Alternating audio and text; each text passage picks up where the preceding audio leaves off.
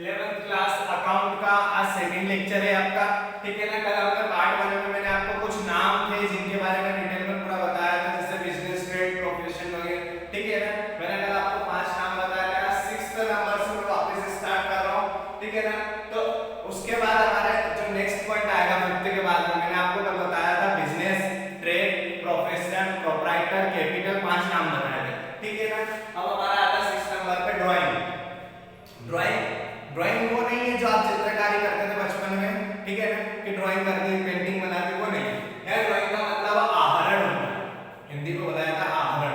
क्या होता है कि बिजनेस, व्यापार में कोई भी व्यक्ति अगर खुद के पर्सनल यूज के लिए मतलब कोई सामान निकालता है तो उसे ड्राइंग बोला जाता है बिजनेस की लैंग्वेज में। जैसे एग्जांपल ले लेता हूं कि कोई कपड़े का, चलो ठीक है मैं मान लेता हूं, अपने एग्जांपल ले लेता हूं कि मेरे पास कपड़े की दुकान है।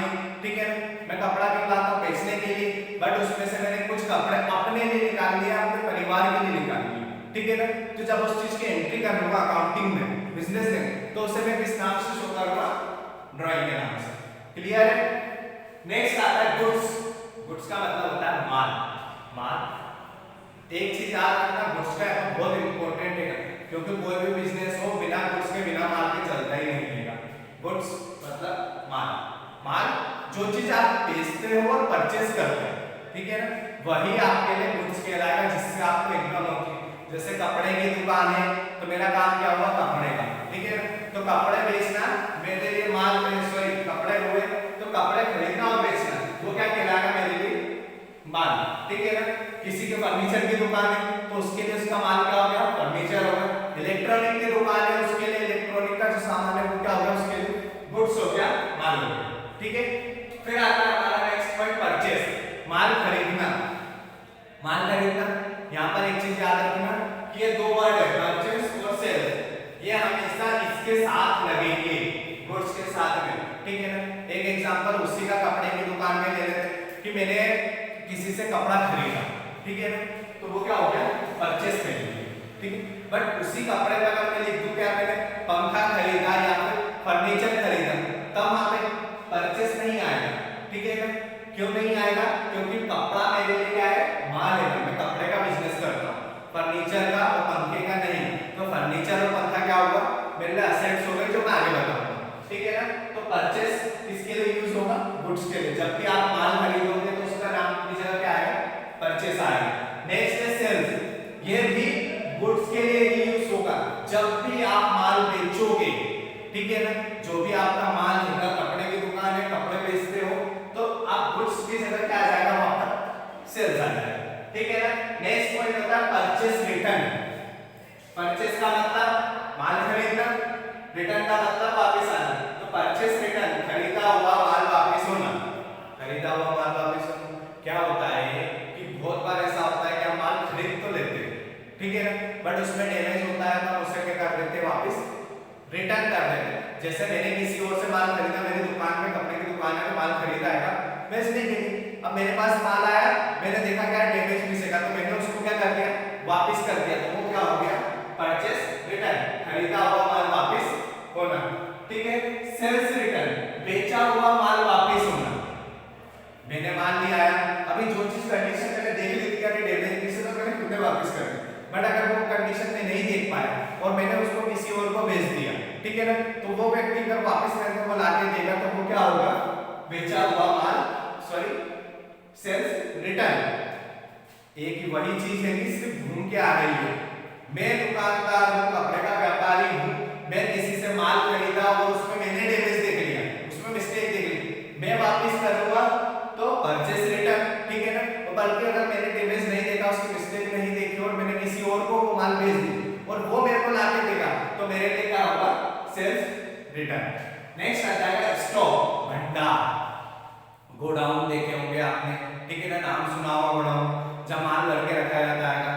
कपड़े की दुकान में, तो कपड़े का एग्जांपल लेके चल रहा हूं, मेरी कपड़े की दुकान है, ठीक है ना, उसमें जितना भी माल रखता हूं मैं, वो सब क्या होगा? स्टॉक होगा।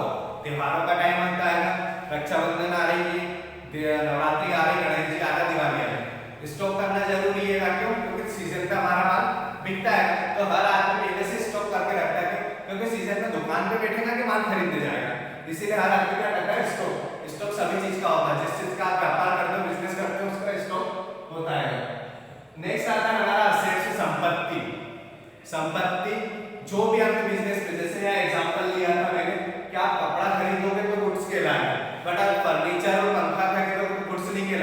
वो क्या कहलाएगी हमारी असेट, संपत्ति। क्या होता है एक दुकान के अंदर जो बेचते हैं, वो तो बेचते और खरीदते हैं, वो तो गुड्स हो गया, ठीक है ना। बट जो चीज का हमारे पास परमानेंट रखी हुई, जैसे फर्नीचर हो गया, पंखे हो गए, ठीक है ना, बिल्डिंग हो गए, मशीनरी हो गई, जो भी चीज हो, वो सब क्या होती है हमारी असेट, संपत्ति, ठीक है। फिर नेक्स्ट पॉइंट आता है लायबिलिटीज, दायित्व। अब दायित्व, जिम्मेदारी। जिम्मेदारी क्या होती है, यहाँ पर क्या रहता है, हम माल जरूरी नहीं है, बिजनेस में ज्यादातर काम क्या होता है हमारा उधारी के भी होते हैं, ठीक है। बहुत सारे 90% बिजनेस उधारी के बेस पे चलते हैं, तो इनका पैसा हमने लिया है, माल लिया है, उनको पैसा देना पड़ेगा। आप आज नहीं दोगे, 15 दिन बाद दोगे, 1 महीने बाद दोगे, ठीक है, देना पड़ेगा। तो ये क्या हो गई आपकी लायबिलिटीज हो। आप उधारी कोई सी भी चीज करते हो, तो या फिर आपने कोई सी भी चीज, आपकी जिम्मेदारी की ये पैसा आपको देना है, जैसे आपने कोई लोन लिया है, उसकी किस्तें भरना है, ये आपकी लायबिलिटीज हो गई, ठीक है। मैंने किसी से उधार माल खरीदा है, उसकी उधारी चुकाना, ये मेरी लायबिलिटीज हो गई, ठीक है ना। तो ये सब क्या हो गए हमारे दायित्व हो गए। अगला पॉइंट आएगा एक्सपेंसेस, खर्चे। खर्चे जो भी बिजनेस को चलाने में होते हैं, ठीक है ना।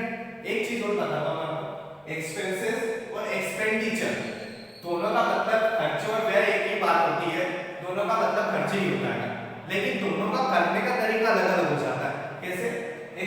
एक्सपेंसेस, खर्चे, जैसे मेरी दुकान कपड़े की है, तो वहां पे क्या चल रहा है खर्चे का, चाय नाश्ते का खर्चा, लाइट का बिल, रेंट देना, ये वो, ये क्या होगा खर्चे होगा मेरे लिए, ठीक है ना।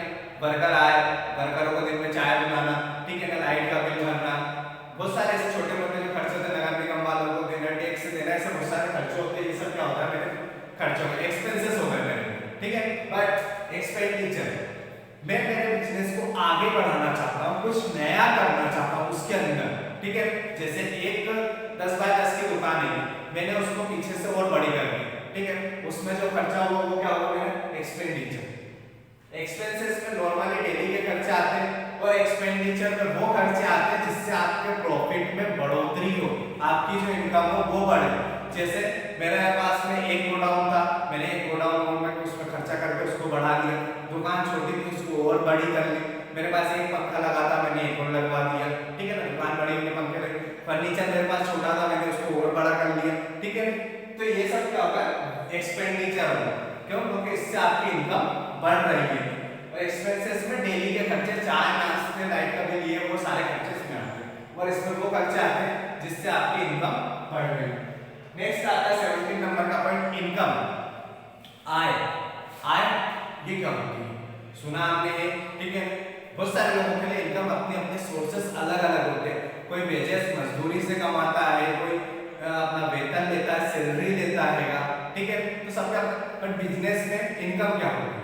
बिजनेस में इनकम होगी आपकी कि आपने 10,000 रुपए का माल खरीदा, 10,000 रुपए का, चलो मैं तो मेरे एग्जांपल ले रहा हूं, मैंने 10,000 रुपए का माल खरीदा, उसी माल को मैंने 12,000 रुपए में बेच दिया, तो मेरी इनकम कितनी हो गई 2,000 रुपए, ठीक है ना। जैसे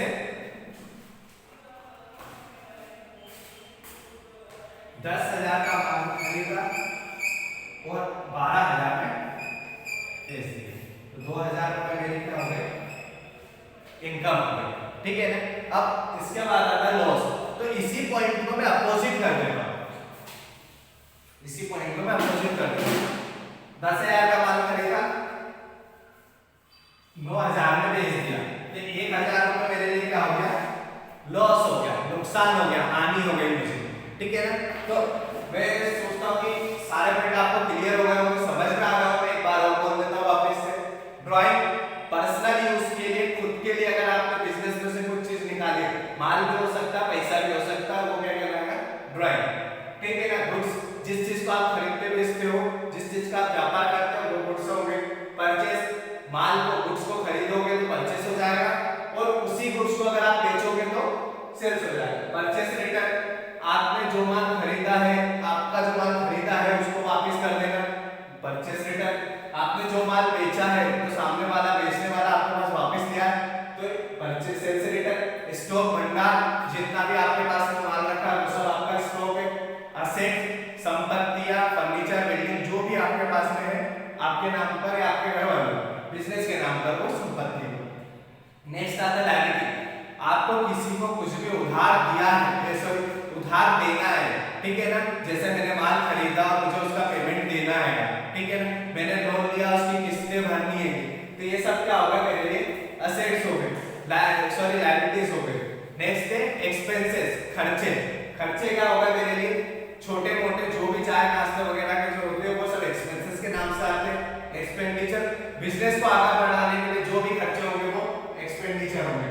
इनकम, आय, मैंने 10,000 का माल खरीदा, 12,000 में बेचा, 2,000 रुपए इनकम हो गए। लॉस, 10,000 का माल खरीदा, 9,000 में बेचा, 1,000 रुपए का नुकसान हो गया, ये होगा मेरे लॉस। अब आपके पास में बुक होगी राठी की, तो आप, मेरे पास इंग्लिश मीडियम की बुक है, तो इसमें पेज नंबर 16 पे 16, 17, 18 यहाँ पर आपको सारे नाम मिल जाएंगे, ठीक है ना। अभी बहुत सारे ऐसे नाम बचे हैं इसी चैप्टर पूरा थ्योरेटिकल है फर्स्ट चैप्टर, ठीक है ना, तो पूरे नाम है, ये नाम आपको अकाउंटिंग में ही यूज होंगे, ठीक है ना। आगे के जो चैप्टर बनेंगे वो इन्हीं नाम पे बेस होंगे, इसीलिए मैं आपको पूरा नाम का डिस्क्रिप्शन दे रहा हूँ इस चैप्टर में कि कौन सा नाम का मतलब क्या होता है, ठीक है ना। अब आपको करना क्या है कि ये सारी चीजें एक फेयर कॉपी बनानी है, जो हमने पार्ट 1 में पढ़े 5-6 नाम, ठीक है ना, वो लिखने हैं। उसके बाद जो आज पढ़े ये सारे नाम आपको उसमें लिखने पड़ेंगे, ठीक है ना, ताकि आपको याद रहे और आप उस चीज को लिख सको, क्योंकि आगे वाले जो चैप्टर है तो फर्स्ट चैप्टर रहेगा, इसके बाद आपको लाइफ टाइम, मतलब ये मान के चलो कि आप 12th में जाओगे, कॉलेज में जाओगे, तो भी यही नाम पढ़ने आपको अकाउंटिंग, ठीक है ना। तो आप एक फेयर कॉपी बना लेना, उसमें सारे नाम आप इसमें शो कर देना।